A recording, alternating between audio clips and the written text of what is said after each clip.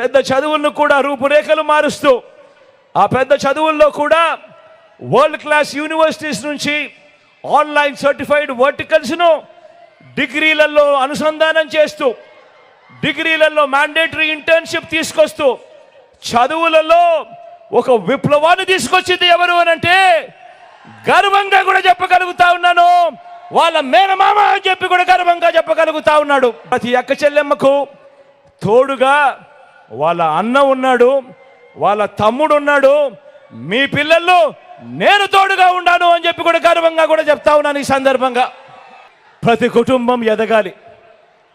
ప్రతి కుటుంబం ఎదగాలి, పేదరికం నుంచి బయటపడాలి అని అంటే దానికి మార్గం చదువులు కూడా కాదు,